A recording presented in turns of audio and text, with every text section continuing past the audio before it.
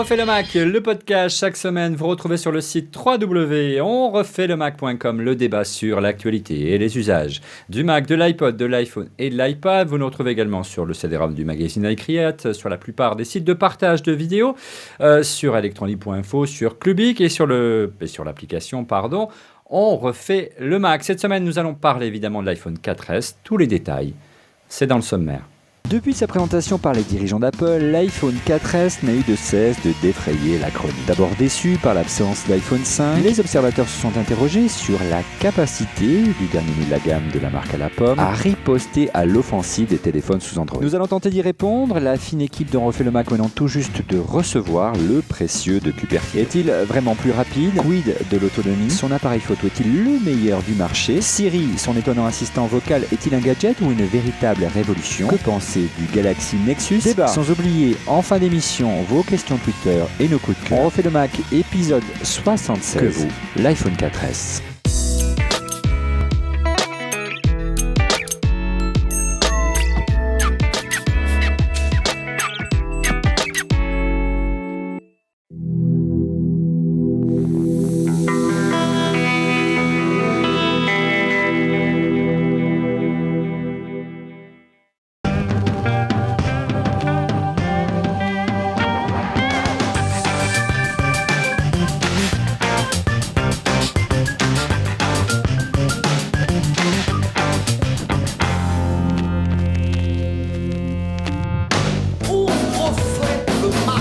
Avec nous autour de cette mosaïque numérique, Cédric Ingrand de la chaîne Info. Bonjour Cédric. Olivier, ça va bien?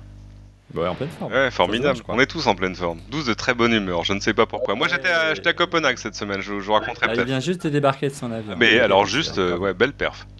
Ouais. Autre chroniqueur aujourd'hui, Alexandre Lenoir du magazine iCreate. Bonjour Alexandre. Bonjour Olivier, ça va bien? Ça y est. Alors est-ce que tu as bien ton iPhone 4S avec toi? Montre-le-nous. Je l'ai, il est là.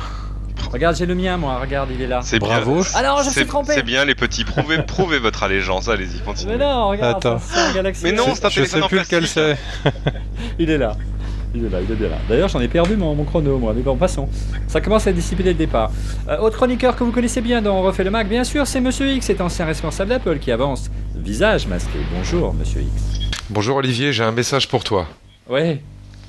Bonsoir Olivier, pour l'épisode 76 de On refait le Mac, c'est mon iPhone 4S qui te parle. Et comme Siri n'est pas encore vraiment au point, j'ai préféré utiliser le mémo vocal, c'est sans risque. Pas mal. Et voilà, je crois que ça sera la thématique de l'émission. Pas mal. Ouais, très bien. Et en plus, tu as bataillé pour l'avoir. Hein. C'est clair. Toute la région parisienne pour en trouver un, mais on y est arrivé.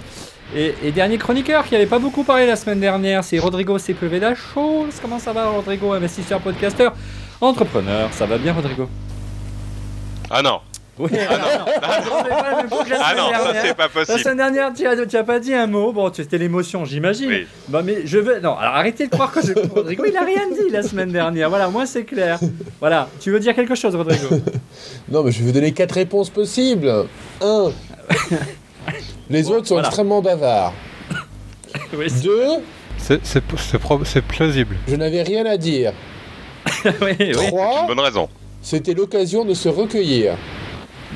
4. C'est un pied de nez à tous ceux qui disent que je suis très énervant et très fanboy. Il est fier et susceptible. En même temps, rien à voir à dire. Tu me plais. C'est ça, rien à voir à dire nous a jamais empêché de prendre la parole. Hein. Oui, parle pour toi, le journaliste. Bien, messieurs, avant de rentrer dans le vif du sujet et de parler de l'iPhone 4S, nous allons faire un petit point parce que les résultats financiers d'Apple viennent de tomber. Hein. Nous enregistrons mercredi soir, ils sont tombés mardi soir. Alors, c'est les résultats trimestriels du dernier trimestre fiscal, le 4e. Ils sont plutôt bons. Le chiffre d'affaires est en légère baisse de 1%. Alors déjà, bonne nouvelle, hein, les ventes de Mac sont très très bonnes, hein, Alexandre. C'est normal. Olivier, ils n'ont fait que plus 85%, ce qui est décevant, paraît-il. Mais non, mais c'est normal les ventes de Mac. Regardez, on a tous acheté le même. Oui, le MacBook. Donc ça, c'est plutôt bien. On est plutôt content. C'est bien pour iCreate que pour en faire le Mac. Donc 4, je trouve plus le chiffre. 4,9 millions de Mac, 80 milliards de dollars de chiffre de réserve bancaire. Tout va bien. 28,27 milliards de chiffre d'affaires, 6,62 milliards de bénéfices. Mais il y a quand même une zone d'ombre dans ce beau tableau. Évidemment, c'est les ventes d'iPhone. On assiste à un vrai dérapage des ventes d'iPhone avec une baisse de 16,5% des ventes par rapport au trimestre précédent. Alors, ce qui est amusant, c'est que pour justifier cette baisse importante, alors que normalement, d'habitude, entre le 3e et le 4e trimestre, on assiste à une augmentation des ventes, les responsables d'Apple, Peter Oppenheimer, le responsable financier, ou encore Tim Cook, a pointé du doigt les journalistes, les blogueurs, les analystes qui ont trop tiré sur les rumeurs et donc ont créé une attente qui n'est pas arrivée. Qu'est-ce que vous pensez de cette excuse, messieurs ? Tiens, c'est Monsieur X pour une fois. Bon alors, deux petites choses. Bon, la première, ce trimestre pour Apple qui est juillet, août, septembre est en général plus bas que le trimestre précédent puisque ce sont les vacances pour beaucoup de gens, en tous les cas pour les Européens, moins pour les Américains. Donc traditionnellement, il y a moins de ventes sur ce trimestre-là. Et puis deuxièmement, de la rumeur, il y en a toujours eu de tous les temps chez Apple. Donc c'est pas nouveau. Je vois pas pourquoi Tim Cook cite cette excuse.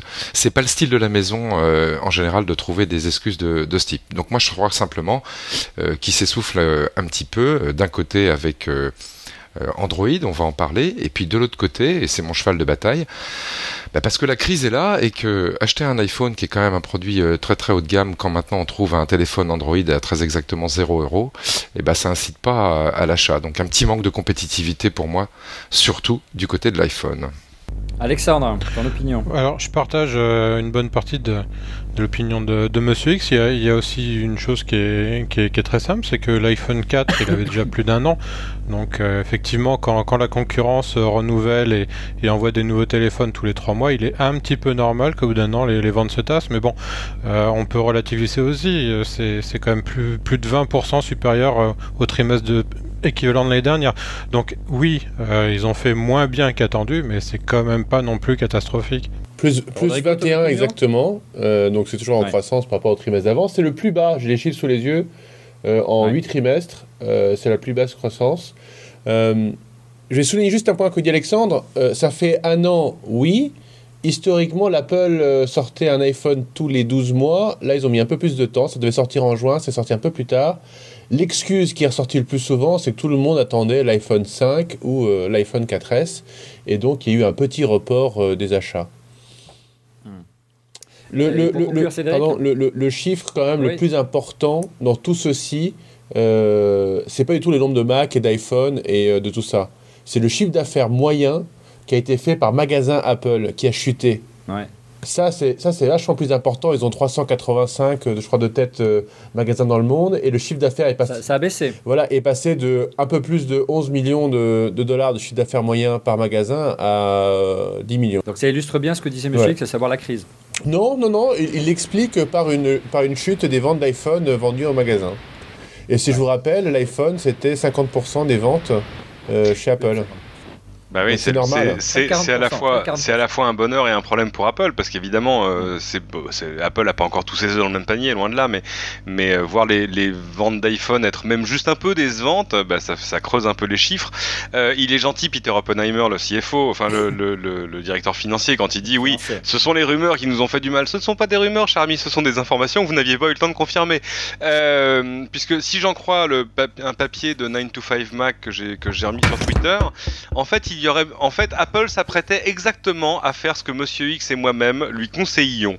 Et c'est toujours bien quand Apple fait ce qu'on lui dit. C'est-à-dire sortir un iPhone 4 et un iPhone 5, parce que quand on dit, regardez, des rumeurs qui font que des fabricants de coques ont fait des coques sur des designs qui n'existent pas, ce design de l'iPhone 5, il existe. En vrai. Ouais. Et il devait sortir, et d'ailleurs, 9 to 5 Mac ressort une interview du patron de Foxconn qui racontait des problèmes de production sur les téléphones d'Apple, en disant quand même les écrans sont très fins, c'est très dur d'embarquer tous ces composants, etc.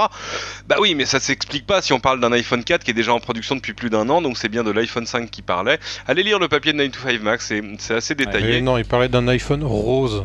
Il parlait pas d'un iPhone rose, il parlait d'un iPhone. Mais et ça explique plein de choses, et ça met aujourd'hui, parce qu'il y a eu tout ça, et puis avec l'arrivée d'iOS 5, ça met aujourd'hui Apple dans une position pas confortable. Que peuvent-ils faire, même si imaginons que l'iPhone 5 soit prêt là aujourd'hui, qu'ils puissent commencer à le produire en vrai, en masse. Ils peuvent pas le sortir maintenant, ils peuvent pas le sortir avant la fin de l'année. Ce serait un coup de poignard dans le dos des gens qui sont en train d'acheter les iPhone 4S. Est-ce qu'ils le sortiraient en mars? Oh là là, ça va faire ou en janvier. janvier. Bah, c'est terrible, vous vous rendez compte, sortir un nouveau téléphone en janvier alors que les ventes de Noël sont passées. Burk, ce serait un mauvais lancement. En mars, ça va faire de l'ombre, nouvel iPad, l'iPad 3, qui normalement, vu les sites d'Apple, devrait être une vraie nouveauté. Ça veut dire le repousser en juin et rater presque un an de vente. Enfin, Apple est dans une situation pas facile là-dessus. 4 millions déjà d'iPhone 4S vendus en un seul week-end, en 72 heures, dirons-nous. C'est des fois plus que l'iPhone 4 en son lancement. C'est quand même bon pour un téléphone qui a juste une fonction, entre guillemets, en plus. On va dire une fonction vraiment importante en plus. Mais c'est quand même assez étonnant. Ce qui fait vendre des iPhone 4S, c'est pas Siri, on va arrêter de se mentir. Ce qui fait vendre plus d'iPhone 4S qu'il ne s'est vendu d'iPhone 4 au lancement de l'iPhone 4, c'est qu'entre-temps, Apple est allé chercher beaucoup plus d'opérateurs dans beaucoup plus de pays, l'iPhone est présent. Regardez, c'était vachement intéressant. Non, absolument pas, Cédric. Mais tu rigoles ou quoi?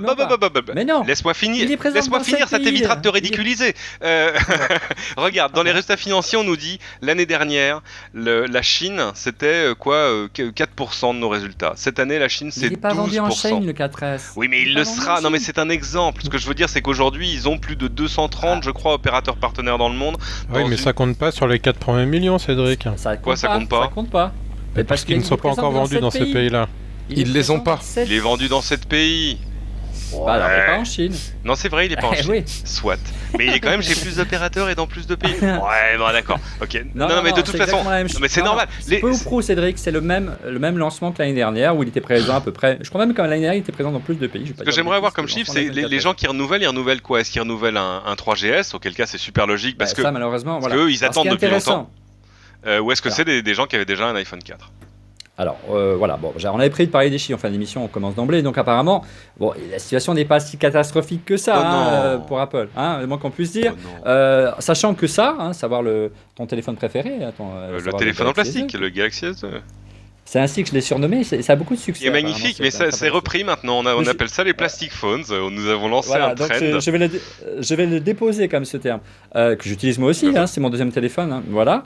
Eh bien, lui, s'est vendu à 10 millions d'exemplaires, c'est un chiffre que j'ai vu sur... 30 millions, Olivier, au total, dans la gamme Galaxy 2. 30 millions des Galaxy S et S2, voilà.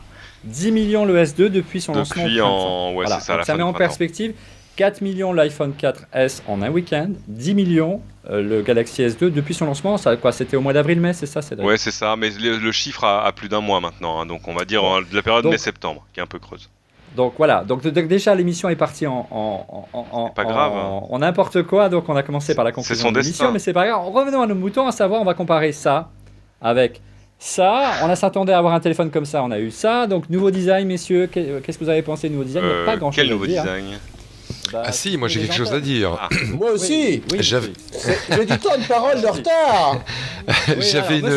J'avais une très belle housse de chez Incase que j'ai acheté, qui me rend bien des services et qui est donc compatible avec l'iPhone 4S depuis mon iPhone 4, puisque c'est le même facteur de forme. Sauf que le positionnement des boutons a changé pour fixer les problèmes d'antenne, et donc ma housse est quasiment inopérante. Donc c'est ça qui est un petit peu chiant. D'un point de vue design, changement uniquement du positionnement des boutons, et on est obligé de changer les accessoires pour qui a acheté une housse. Ça, ils auraient pu faire attention, parce que même si la housse Incase, elle n'est qu'à $29, ça me fait un peu suer de m'en racheter une. Hormis ça, pour le design, nada, rien à dire. Il faut changer les bumpers aussi d'Apple. Alors, c'est amusant parce que le chef de produit qui m'a fait la démo, il m'a dit oh, ça marche avec l'ancien bumper. J'étais extrêmement surpris de l'entendre dire un truc pareil. Mais enfin, c'est pas grave. L'iPhone 4S, on est d'accord, il apporte 4 nouvelles fonctionnalités. Dont 3 parfaitement inutiles. Ouais. On parle du design là. C'est bien ce que je dis, c'est bien ce que je dis. Le design d'un produit chez Apple, c'est ce qu'il y a dedans. Donc il a un nouveau capteur. Ça change rien. 5 mégapixels ou 8 mégapixels, ça change rien. On pourra parler plus tard de la nuit, mais ça ne change rien. Il va plus vite. Ça répond à quoi comme besoin? Aucun. Ça n'apporte rien. Il y a des fonctionnalités qui ne tourneraient que sur le 4S, type Siri. Ça n'apporte rien. Pourquoi 4 millions de personnes se sont ruées, ou peut-être un peu moins, mais 4 millions de téléphones ont été vendus en 3 jours? Mais parce que c'est le dernier. C'est ça la fonctionnalité cachée d'Apple. Parce que c'est le tout dernier. Et c'est un accessoire de mode, et donc je vais acheter le tout dernier pour pouvoir dire à tous mes potes, j'ai le dernier. Et d'ailleurs, hier, on était dans un bar avec Olivier, et j'ai été sidéré du nombre de personnes qui me disent « Ah bah oui, moi le 4S, j'ai déjà. » J'ai dit « Pardon, il est sorti il y a 3 jours. Comment tu l'as déjà ?»« Bah ouais, j'ai déjà, vas-y. » Non, c'est énorme.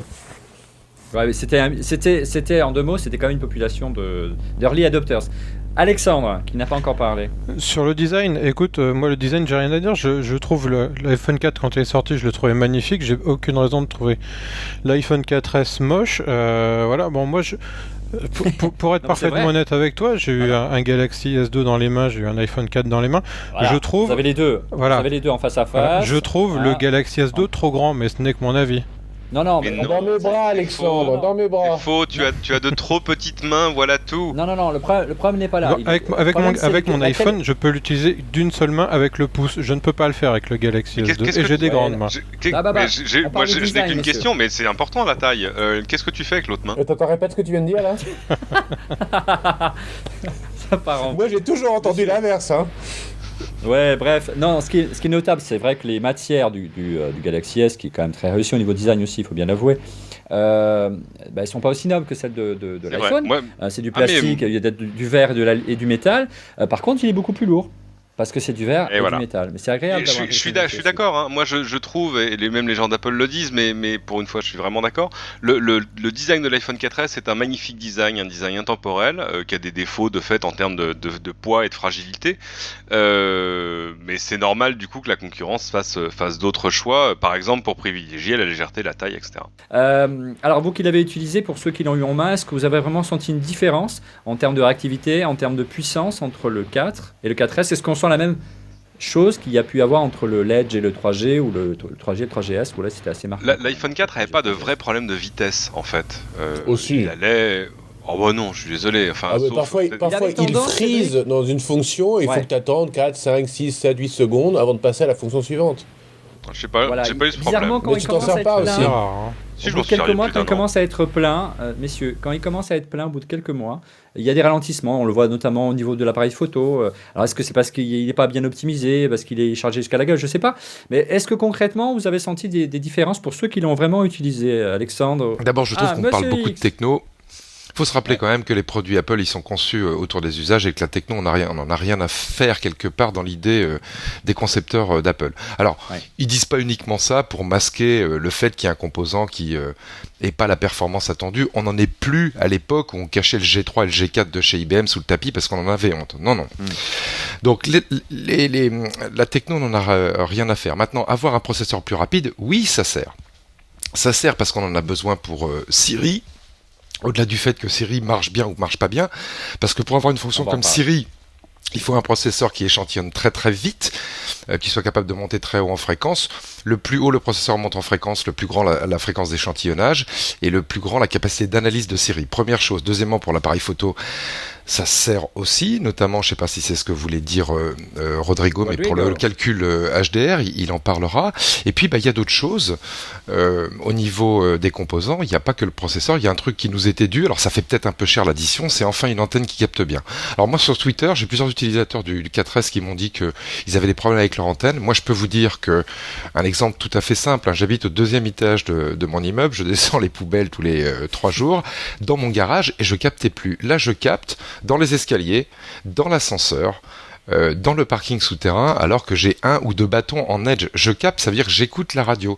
Il est beaucoup mieux fait. Est-ce que ça vaut les 503 € que j'ai payés ? Je ne sais pas. Voilà, j'aurais eu un 3G ou un 3GS, ça les vaut. Venant de l'iPhone 4, ça ne les vaut pas. Mais il a gagné tellement d'argent avec Apple, tu sais que maintenant il peut en dépenser. C'est clair. Alexandre, tu as senti une différence entre tes deux iPhones ? Alors, vraiment ? Écoute, moi je l'ai, pour être parfaitement honnête, je l'ai depuis 24 heures cet iPhone, donc j'ai pas utilisé toutes les fonctions, j'ai déjà mis un petit peu de temps à faire l'initialisation, à télécharger les applis, etc.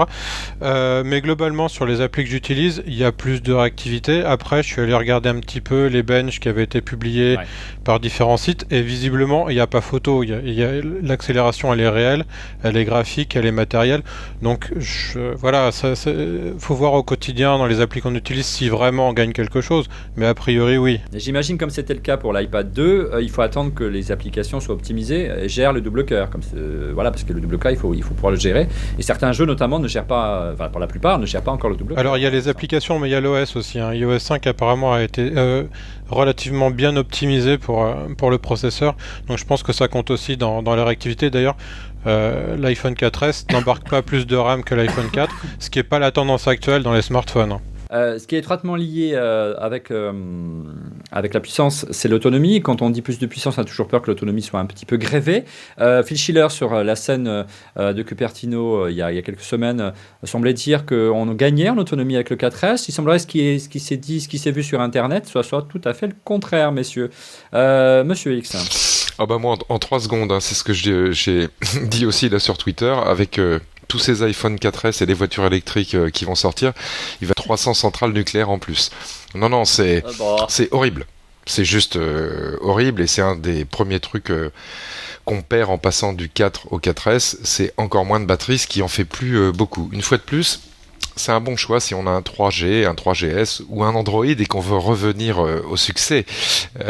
Mais en passant du 4 au 4S, on pleure un peu, malheureusement. Ils ont beaucoup insisté lors de la keynote, et c'est vrai que on en a souvent parlé dans cette émission. L'un des gros avantages qu'avait ce magnifique téléphone Android en plastique, mais charmant, il n'en demeure pas moins. Même si c'est plastique, ce n'est pas péjoratif dans ma bouche, mais j'aime beaucoup le dire. C'est qu'il a un excellent appareil photo numérique, et c'est marqué dessus. Regardez, en gros, 8 millions de pixels. À côté, l'iPhone 4, on a fait des photos tout l'été, messieurs. On a vu la différence entre le Samsung et l'iPhone 4. Est-ce qu'aujourd'hui, celui-ci, l'iPhone 4S, c'est même pas marqué. Ils auraient pu moins mettre un S quand même. Ils l'ont pas mis. Est-ce que vous pensez que l'iPhone 4S est au niveau du Galaxy, voire mieux aujourd'hui? Rodrigo, tu l'as un petit peu utilisé hier soir. Qu'est-ce que tu en as pensé? Alors, il y a 2 situations sur lesquelles il faut faire des tests en photo, en lumière naturelle et en lumière artificielle. La lumière naturelle, c'est la journée. Moi, je trouve que le 4, pour l'usage qu'on en fait, qui est partagé sur les réseaux sociaux, Facebook, etc., avec 5 mégapixels, c'est plus que suffisant. Ça fait des qualités de photo très bien. J'ai pas besoin de plus, et ça sera certainement pas un argument de proposer un téléphone qui fait 8 mégapixels. Même si Cédric... C'est pas ce que tu disais il y a 3 semaines. Même si Cédric arrive à faire des photos un peu mieux que les miennes avec son petit truc en plastique.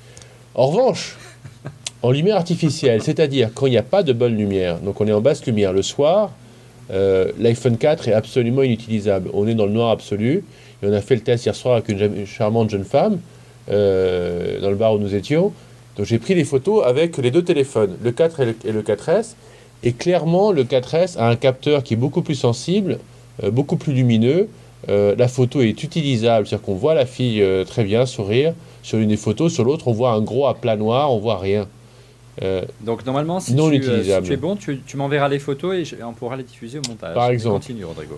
Donc en basse lumière, si c'est votre situation, vous prenez beaucoup de photos à l'intérieur, des photos avec des contrastes, c'est-à-dire que près d'une fenêtre, on voit la lumière de la fenêtre qui rentre et quelque chose de sombre à côté, c'est absolument indispensable de passer au 4S, mais c'est le seul cas de figure. Ensuite, cette qualité plus lumineuse se retrouve également sur la vidéo, mais bon, moi je fais de la photo, je fais pas de la vidéo. C'est plus lumineux, donc on voyait la fille bouger, rigoler, etc. sur le 4S, et pas du tout sur le 4. Mais elle dansait, cette fille, ou quoi? Elle était charmante. Non. Et en HDR, la qualité, j'ai pas vu la différence entre les deux. En revanche, le 4S enregistre en effet beaucoup plus vite la deuxième image HDR. Plus réactif. Il la calcule beaucoup plus vite. C'est pas encore un mode rafale, on est loin de ça, mais c'est. Oui, mode rafale, tu fais une vidéo. Ouais. Pas très compliqué. Donc voilà, le capteur est mieux. Le capteur est mieux, et Monsieur X a absolument raison. Si vous avez un 3G, un 3 ou malheureusement pour vous un Android, le 4S s'impose. Si vous avez un 4, attendez. C'est luxe. Ouais, attendez. Ouais, je disais un mot sur la photo. En fait, le capteur du 4S, il a été acheté chez Sony. Et Sony, il y a 2 ans, ils ont inventé une technologie qui s'appelle Exmor, qui permet de faire des capteurs qui captent beaucoup plus de lumière. Vous tapez Exmor, EXMOR, ça vous expliquera comment on fait. En fait, le composant, vraiment, le capteur est vraiment différent. C'est pas du logiciel. Et ça leur permet justement de faire de bien meilleures photos dans de basses conditions de lumière.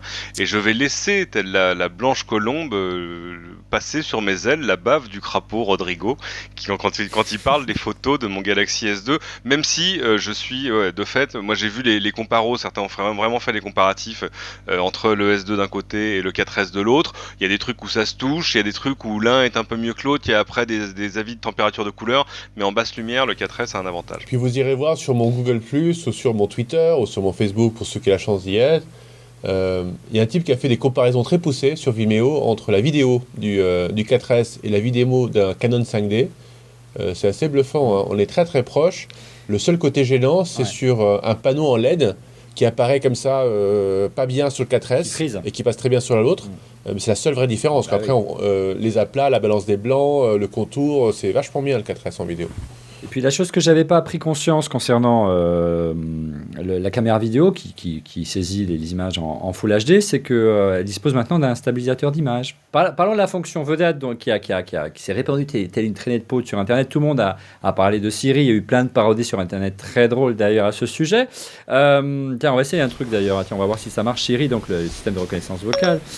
Qui est Monsieur X ? Désolé Olivier, vous m'avez collé avec cette question. Sur celle-là, on est bien d'accord. Voilà. Je veux dire, c'est bien le seul. Siri, c'est bien le seul chez Apple qui ne sait pas qui est Monsieur X. Mortel. Voilà. Alors concrètement, c'est encore une version bêta. Ça, bon, on n'a pas forcément conscience. Je suis pas sûr que dans elle porte bien son nom, hein. Oui. Les gens en avaient vraiment conscience. Aujourd'hui, donc. Pas vraiment dire que l'éventail des fonctionnalités de Siri, du moins en langue française, soit vraiment époustouflant, monsieur. Alors, X. Tu as raison de commencer par cette première distinction. Il y a une grosse différence entre Siri en français et en allemand et Siri en anglais. Si vous parlez anglais, vous pouvez essayer Siri en anglais puisqu'on peut changer la langue. Vous verrez que là, on va dire le fond sémantique, les mots, les situations auxquelles répond Siri sont beaucoup plus nombreuses qu'en français. En français, c'est assez limité. Moi, je l'ai utilisé intensivement depuis que j'ai récupéré mon iPhone 4S pour ce pourquoi je rêvais de l'avoir, à savoir avoir les mains libres en voiture, envoyer des SMS à mes filles, les appeler au téléphone, appeler au bureau. Et là, ça marche bien, alors très très bien pour utiliser la fonction téléphone en main libre. Pour les SMS, il faut utiliser des phrases courtes et ne pas hésiter. On peut pas au milieu d'un message avoir une interrogation. Il faut vraiment se préparer dans la tête et ensuite, hop, quand on est prêt, donner son message à Siri, là ça peut marcher. Comme Hollande et faire toutes les deux phrases. Non. Pour le reste, c'est beaucoup plus aléatoire. Et notamment, moi, ma grosse déception, et je pense que vous allez développer, c'est qu'aujourd'hui, les applications que j'ai sur l'iPhone 4S ne sont pas en quelque sorte compatibles avec Siri. Donc je peux pas dire à mon iPhone 4S, lance-moi Radio Me, notre application de radio préférée, et mets-moi sur France Culture ou le podcast de Laurent Gérard. Et ça me servirait bien, et ça n'existe pas encore, sans doute parce que les applications n'ont pas été conçues pour. Donc, usage limité, mais gros potentiel, en tous les cas, si on pense que Apple puisse l'améliorer. Alors je crois qu'il n'y a pas encore d'API Siri dans le SDK de l'iPhone, hein. On me corrigera si je me trompe. Mais pour en revenir à Siri même, en dehors de tous les défauts inhérents à sa jeunesse, moi franchement je trouve cette application remarquable. C'est-à-dire que la façon dont c'est géré, la manière conversationnelle qu'on a de parler avec Siri et de reconnaître le contexte, etc. Je trouve ça franchement remarquable. Je connais pas d'équivalent aujourd'hui aussi bien foutu. Encore une fois, malgré tous les petits défauts qu'elle a encore. Voilà, il faut juste, Alexandre, petite parenthèse, retenir un petit vocabulaire pour que ça fonctionne. C'est ça, du style rechercher, écouter, ou dit, programme, envoi, trouve, voilà, mais voilà. Oui et non, parce que tu peux dire appeler ou téléphoner, tu peux dire envoyer un message ou écrire un message. Enfin, je veux dire, Siri comprend mais c'est pas neuf. Moi, chez Orange, je disais effacer. Oui, effacer. Oui, effacer. Oui, rappeler. Non, tu donnais un ordre, tu ne parlais pas, c'est différent. Non, tu donnais un ordre, là tu lui parles. Là tu lui parles, d'abord tu ne l'appelles pas, tu lui parles normalement. Et effectivement, ce qu'a fait référence Rodrigo, moi ça me rappelle aussi l'assistante qu'il y avait chez Bouygues Télécom. Pendant un moment j'avais bêta-testé ce truc là, c'était assez rigolo, mais on avait vraiment l'air d'un idiot quand on parlait à son téléphone. Là on parle à son téléphone comme on parle naturellement à quelqu'un, et si on veut pas avoir l'impression de parler comme ça à son téléphone, on peut lui parler normalement comme ça également. Donc c'est plutôt bien fait.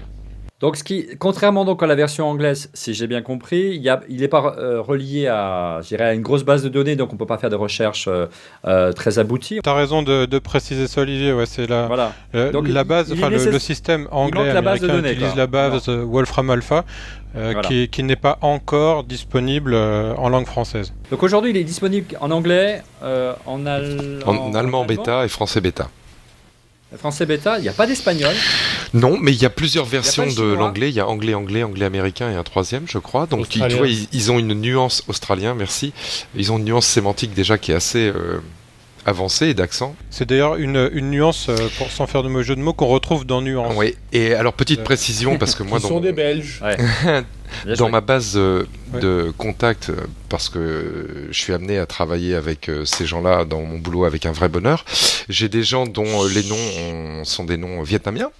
J'ai des gens dont les noms sont des noms maghrébins. Alors avec les noms maghrébins, ça passe très très bien. Pas de souci parce que en général, les syllabes utilisées sont assez dures, avec des G, avec des R. Ça passe très bien. Par contre, avec les noms vietnamiens, j'ai un collègue que j'apprécie beaucoup, je le salue, qui s'appelle Huy, c'est son prénom, H-U-Y. Si je dis à mon 4S appelle lui, il croit que je dis oui avec un accent, il fait n'importe quoi, mais jamais il me passe oui au téléphone. Donc en français, non seulement la base de données de Wolfram n'est pas là, et la nuance de compréhension est vachement faible, et il faut avoir des Martin et des Durand dans ses contacts, et c'est tout. Hein. Donc en résumé, c'est une technologie prometteuse, mais c'est encore, je dirais... Encore une bêta et qu'il y a encore beaucoup à faire. Il y a 3 trucs qu'il faut que tu dises. Il y a la reconnaissance vocale. Ça, c'est un truc qui existe depuis une éternité avec Nuance. Alexandre en parlait à l'instant. Rien de neuf. Ce qui est neuf, c'est que celle-ci ne nécessite aucun apprentissage. Ah, c'est vrai. Good point. Deuxième, il y a un moteur d'intelligence artificielle. Alors là, je ne sais pas ce qu'ils ont fait comme magie, mais moi, quand je faisais de l'Emacs sur Unix en 1992, il y avait un truc en Lisp qu'on loadait dans Emacs et on papotait avec ça s'appelait peut-être Lisa d'ailleurs. C'était Lisa. Ouais. Et on parlait avec le shrink dans Emacs, on lui tapait des trucs et il répondait des trucs pareils, quoi. J'ai pas répondu à la question. C'est intéressant, dis-moi en plus, etc. Donc, deuxième partie. Et la troisième, là où je trouve que c'est vraiment bien, c'est la synthèse vocale. Et les voix que vous avez là sont pas mal. Franchement, on n'a pas l'impression d'entendre Cédric, je n'ai pas compris ce que tu as voulu dire. Et pendant ce temps, du côté d'Android, que se passe-t-il? On est où au niveau de la synthèse vocale? Est-ce qu'il y a un équivalent de Siri? Alors, il n'y a pas d'équivalent de Siri. Jusque-là, Android avait un peu la main sur les aspects, on va dire, de commandes vocales.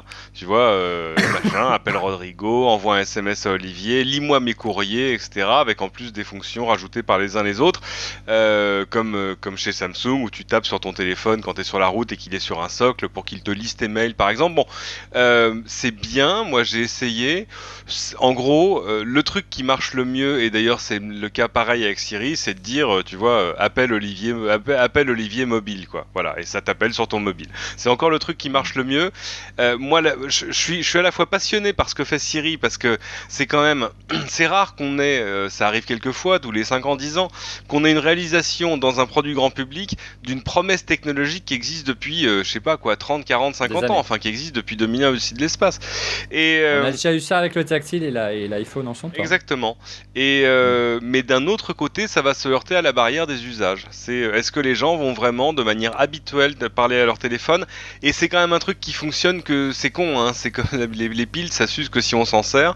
En gros, il faut vraiment l'utiliser de manière régulière pour en tirer un bénéfice. Pour conclure sur Siri, on peut dire qu'aujourd'hui, mais en général, d'abord c'est un joli coup marketing d'Apple, hein. On s'attendait à avoir un téléphone plus grand, avec un écran plus grand, on voit la différence. J'ai envie de dire, il fallait bien raccrocher l'iPhone 4S à quelque chose, et donc, pas juste un nouveau capteur photo, quoi. Voilà, donc en clair, on fait diversion quelque part avec Siri, c'est plutôt bien joué, même si l'objet, du moins en version française, c'est encore de l'ordre du gadget, on est bien d'accord, messieurs. Oui, mais écoute, ça va se mesurer dans les mois qui viennent. Est-ce que les gens vont trouver des usages récurrents ou pas? Et moi, je crois vraiment pour que Siri marche, il faut trouver ses usages récurrents. Il y en a déjà vraiment un, c'est la voiture. Hein. Essayez-le. Moi, ça va me permettre de conserver mes 12 points, et ça, c'est super. Quoique le gouvernement s'occupe des kits main libre.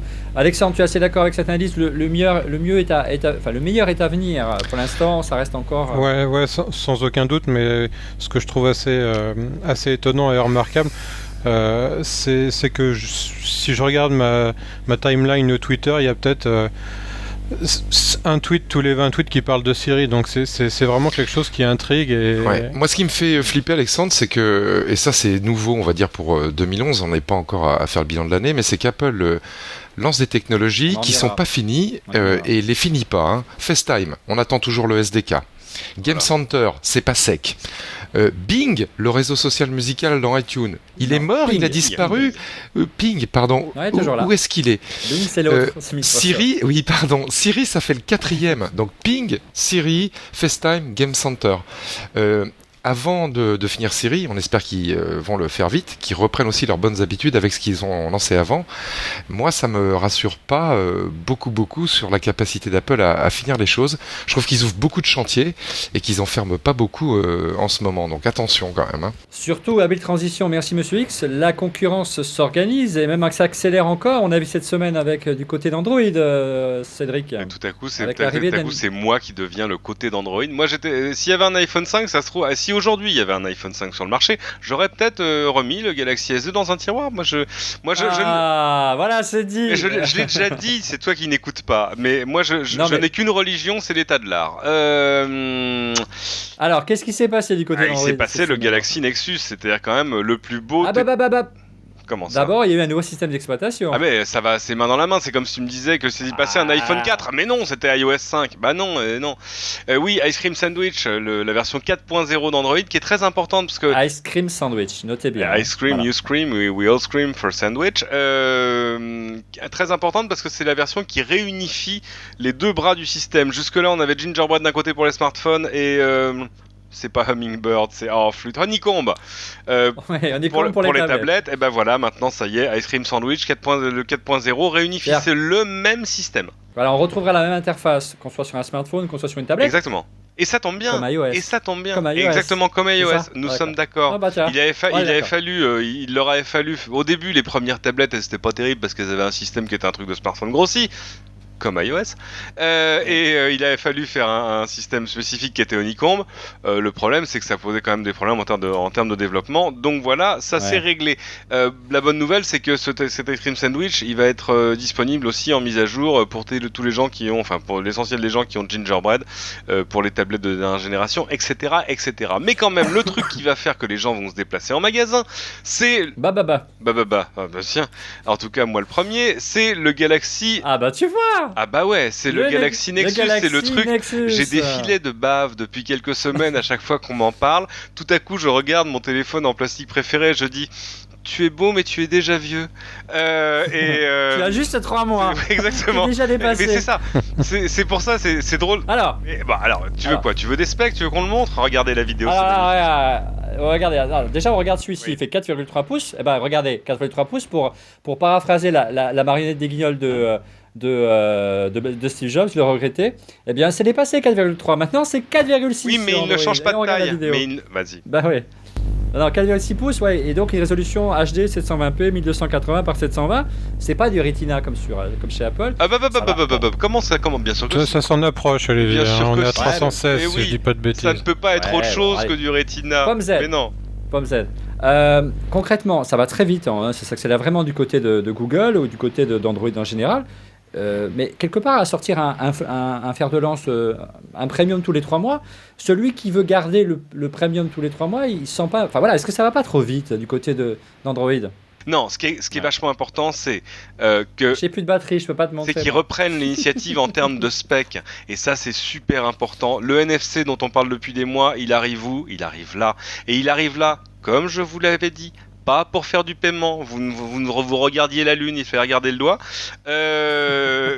pour faire du transfert de données avec un truc qui s'appelle comment? Android Beam, une technologie qui va permettre entre tous les téléphones compatibles mais évidemment ça fera aussi, ça permettra de payer données sur les bornes Google Checkout, ça permettra de faire plein de choses. Ça nous rappelle le système d'HP de WebOS. Merci Cédric. Messieurs, nous sommes là, nous passons aux questions Twitter.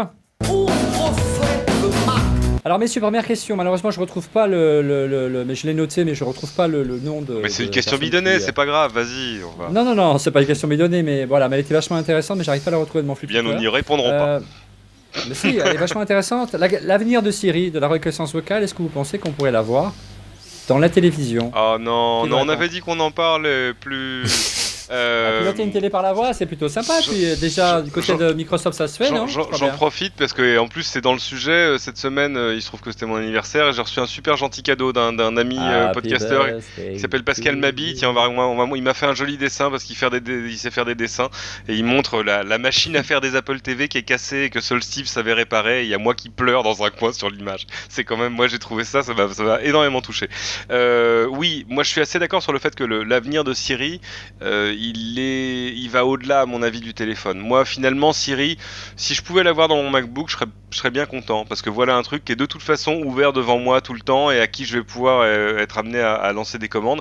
Évidemment, si un jour il y a une télé, bah oui, bien sûr. Mais n'oubliez jamais que pour la télécommande, elle a une fonction énorme qui est une fonction sociale à l'intérieur du foyer. Qui a le contrôle de la télécommande? C'est important. Si tout le monde se met à parler à la télé en même temps, ça va très mal finir. Bien. Alors, question d'Hervé Barba. Pour quelle raison prendre un 64 Go pour un iPhone 4S alors qu'il y a maintenant iCloud et bientôt iTunes Match? Alexandre? Pour la vidéo HD, tout simplement. Si tu commences à filmer en HD, tu vas avoir tu vas être très vite à l'étroit dans 16 Go ou dans 32 Go. Là-dessus, faut savoir que tes vidéos, peut pas dégrader la vidéo. Hein. Ouais. Voilà, et tes vidéos HD ne vont pas monter sur iCloud toutes seules. Hein. Faut pas rêver. Ou alors il faudra prendre beaucoup d'espace pour ce faire. Bien, c'était les 2 questions de Twitter cette semaine. On va passer à vos coups de cœur. Alors, messieurs, vos coups de cœur. Ce soir, on commence par Rodrigo, qui est beaucoup plus bavard. C'est bien. Moi, j'ai 2 coups de cœur pour vous cette semaine. Vous avez déjà pris des photos qui sont non-focused, qui sont pas nettes. Eh ben, ce problème-là de prendre des photos floues, il est résolu. Ouais. Le produit, on pensait pas qu'il marcherait, on pensait pas qu'il sortirait, on penserait qu'il serait hors de prix. Il a été annoncé il y a 1h30. C'est un appareil photo qui vous permet de prendre une photo. Sans faire la mise au point, et vous faites la mise au point après sur votre Mac, parce que la version PC n'existe pas encore, donc que sur Mac. Ça s'appelle Lytro. Ça s'écrit Lytro, Lytro. Et ça vaut le premier prix 8 Go, $399. Ah, c'est génial. 16 Go, ça vaut $499. Ça sort début 2012, les précommandes sont ouvertes tout de suite, et c'est assez bluffant. Et c'est une révolution. Et ça ressemble à un petit boîtier comme ça. Il y a un écran tactile derrière, alors je me mets là, donc vous pouvez faire la mise au point ou pas, de toute façon on s'en fout. Il y a le bouton pour allumer l'appareil et le bouton pour prendre la photo qui est au-dessus, et la lentille est là, et c'est tout.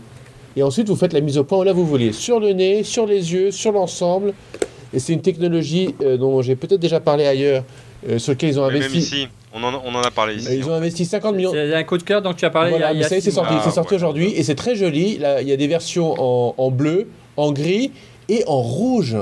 Très très chouette. Achetez. Deuxième coup de cœur, Rodrigo. Mon deuxième coup de cœur. Imaginez que vous êtes à Tokyo et que dans votre hôtel à chambre fumeur, parce qu'il n'y a plus de. Personnellement, ça parce qu'il n'y a plus de chambre fumeur, il n'y a que Internet avec un fil. Vous savez, comme dans la préhistoire du siècle dernier. Et vous vous dites, ça serait tellement bien que je puisse aller au fond de mon lit, regarder un film, par exemple sur mon iPad. Mais il n'y a pas de Wi-Fi dans la chambre. Ah ouais, comment est-ce que vous faites? Eh bien, vous ouvrez votre MacBook Air. Évidemment, tout le monde a un MacBook Air aujourd'hui. Et vous installez votre MacBook en routeur. Dans le Marais, peut-être. Ouais, ou à, je sais pas où, Montrouge. Et vous mettez votre Mac en routeur Wi-Fi. 3 clics, ça se fait facilement sur OS X. Mais le problème, c'est que vous voulez toujours le film sur votre iPad. Mais comment vous faites pour balancer le film qui est sur votre Mac sur votre iPad? Ça s'appelle AirVideo. C'est super. AirVideo, c'est gratuit. Ça marche sur... Vous installez AirVideo Server, donc c'est un petit programme qui tourne sur votre Mac. Et vous achetez le client, $2,99 sur votre iPad. Et là, vous avez un browser de fichiers sur le répertoire que vous avez partagé et vous regardez. Et ça traduit à la volée votre point MKV, votre point DivX, votre point AVI, ce que vous voulez. Et ça marche nickel sur l'iPad. Et vous regardez votre fil et vous pouvez faire stop, play, avancer, reculer, faire un scrub en avant, en arrière. C'est génial. Alors, je me suis beaucoup tué la semaine dernière pour pouvoir vous dire. Maintenant, on va faire encore mieux. Oui, tu les as bien rattrapés, on va faire plus mieux, comme on dit chez moi. Plus mieux. Ouais. Mettons que vous êtes dans votre lit chez vous et que vous avez une Apple TV, 1 ou 2, allez 2, soyons fous. vous ne pouvez pas installer de soft sur votre Apple TV parce que vous ne l'avez pas jailbreaké. Comment vous faites pour envoyer le film qui est en .mkv de votre Mac sur votre télé? Donc vous installez AirVideo serveur, comme dans le cas d'avant, sur votre Mac, et là vous trichez. Vous mettez AirVideo client, toujours gratuit, sur votre Mac, qui tourne. Donc là, on vient d'encoder à la volée le MKV en fichier M4V, donc lisible par votre iPad ou par votre Apple TV, et vous mettez AirFlick. Et AirFlick vous balance le fichier en direct, streamé sur votre télé. Ça marche nickel. Tiens, Monsieur X, quel est ton coup de cœur ce soir? Alors, mon coup de cœur, mais je pense qu'on va y revenir dans d'autres numéros, c'est quand même iOS 5. On a eu des sueurs froides, mais la migration s'est bien faite. Et puis, j'espère que dans une prochaine émission, on parlera de plein de petits trucs que j'utilise au quotidien et que je trouve bien à l'utilisation, notamment Notification Center. Maintenant, ceci dit, mon coup de cœur est un coup de gueule. Voilà, mon premier coup de cœur de l'ère post-Steve est un coup de gueule. Je n'arrive pas, quelqu'un a peut-être la réponse, à dévalider la 3G sur mon iPhone 4S. Il n'y a plus de bouton qui me permet de dire 3G Edge. Ça n'existe plus, c'est 3G only ou Wi-Fi. Et ça m'embête gravement, parce que moi, pour les questions de batterie, j'avais envie de temps en temps de dévalider la 3G et de ne faire que des appels. Rendez-nous ce bouton-là, ou alors donnez-nous une vraie batterie. Et puis pour finir, on parle, et en ce moment, au moins aux États-Unis, sur le campus Apple et dans les Apple Store, eh bien, il y a la commémoration pour les employés d'Apple du décès de Steve. On en reparlera aussi, j'espère. On voit des photos du campus Apple à Cupertino avec des portraits géants de Steve pour des employés Apple qui à 99% n'ont jamais travaillé avec lui et ne l'ont peut-être même jamais vu tellement ils sont jeunes. Et moi je trouve que ça fait un petit peu culte de la personnalité et ça me fait un petit peu bizarre. Voilà, peut-être un sujet pour une prochaine fois. On aura l'occasion d'y revenir. Il est certain que le summum, Olivier, étant le gouverneur de Californie qui a décrété un jour en commémoration de Steve Jobs. J'ai eu peur, moi, l'espace d'un instant, que ça tombe le jour de mon anniversaire. Enfin bon. Alexandre, ton coup de cœur ce soir? Alors mon coup de cœur, je le dois à Jean-Louis Fréchin, d'une interview de Jean-Louis Fréchin que j'ai trouvé dans Télérama. Je rappelle que Jean-Louis Fréchin, c'est No Design, il a déjà participé à cette émission. Et il a participé au développement d'une application que je connaissais pas, qui est sortie cet été, qui s'appelle Harmonave. Une application iOS, Harmonave. C'est un truc qui est tout bête, ça permet de trouver son chemin dans les grandes villes. Alors apparemment, là j'ai Paris, par tous les moyens de transport possibles et imaginables, RER, bus, voiture, vélo, à pied, ça donne le temps de trajet, ça donne le nombre de calories dépensées, ça donne le nombre de grammes de CO2 émis, enfin il y a plein de petits trucs comme ça, on peut régler ses profils et tout. C'est très très très bien fait, vraiment, et franchement c'est gratuit, donc n'hésitez pas, Harmonave. Merci Alexandre. Effectivement, Jean-Louis qui revient quand il veut, il le sait, et on avait fait 2 émissions magnifiques sur le design avec lui. Dernier coup de cœur, avant-dernier coup de cœur, Cédric. Quand même. Il y a un truc dont on n'a pas parlé au moment de la sortie d'iOS 5, c'est Locate My Friends. La nouvelle application que je trouve, honnêtement, je trouve pas très belle. Ce design avec des machins, on se croirait dans un filofax en cuir. Enfin, c'est berk. Et puis, accessoirement, c'est des trucs qui fonctionnent pas. C'est compliqué la localisation. On en a déjà parlé. Moi, j'ai rien contre la géolocalisation. J'utilise Foursquare tout le temps, mais pour autant, j'ai pas envie de vous dire toujours où je serai. Non, mais c'est un truc volontaire, Foursquare, c'est pas en permanence. Absolument. Et justement, il y a des développeurs qui ont une bonne idée, c'est les développeurs de Glimpse, G-L-Y-M-P-S-E, qui est une application qui, ad hoc, à la demande, sans besoin de s'inscrire de rien, dit... Je vais dire à mes amis où je suis de manière continue pour l'heure ou enfin pour le temps qui vient et je peux le partager sur les réseaux sociaux ou même juste avec un lien que je t'envoie par mail. Si par exemple on a rendez-vous, j'active Glimpse, je t'envoie le lien par mail et tu vas pouvoir sur le web suivre une carte en temps réel pour dire il est sur le périphérique, ça a l'air de bloquer un peu, il doit être au feu rouge, il est en bas, le voilà. Et voilà, ça je trouve que c'est une utilisation vachement bien et en plus c'est vraiment multiplateforme, c'est iOS, c'est Android, c'est BlackBerry, c'est Windows Phone 7, donc c'est beau courage pour les développeurs de développer ça sur les 4 plateformes. Voilà, c'est Glimpse, c'est beau, c'est chouette et c'est gratuit. Il y a vraiment peu de raisons de s'en priver. Et alors l'interface web où tu vois sur la carte le type qui est en train d'arriver avec sa voiture et tout, c'est merveilleux. Bien, on va voir ça. En ce qui me concerne, mon coup de cœur, ça s'appelle le Magic Numpad. Alors, si vous avez ça, voilà, si vous avez donc un Magic Trackpad comme celui-ci, vous pouvez mettre dessus ceci. Donc, qu'est-ce que c'est alors, j'ai pas le retour, le voilà. C'est un petit film que vous glissez sur le pavé tactile de votre Mac et vous disposez tout de suite d'un pavé numérique. Voilà, en fait, il transforme le pavé tactile en pavé numérique. Vous pouvez les personnaliser comme des post-it. Hein, ça se glosse, ça se repositionne à l'infini. Hein. C'est une super idée, je trouve. Et vous pouvez éventuellement, pourquoi pas, définir des touches de commande, des raccourcis clavier pour Photoshop, pour faire des codes pro, plein de choses. Donc, c'est une très très bonne idée. C'est Mobi qui fait ça, la petite société suisse qui faisait déjà le chargeur pour la Mighty Mouse.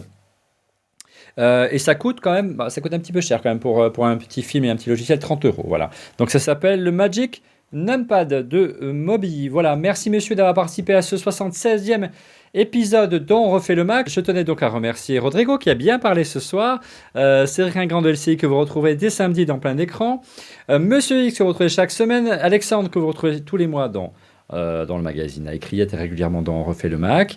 Vous, bonne nouveauté, et je vous invite vraiment à aller voir si vous êtes abonné chez Free.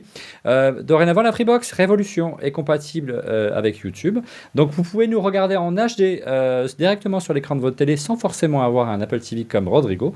Et pour ce faire, il suffit de taper dans le champ de recherche ORLM et vous tomberez sur les différents épisodes d'On refait le Mac. À la maison, en famille, c'est très bien, partagez-le, ça nous fera plus d'auditeurs. Voilà, merci messieurs et à la semaine prochaine.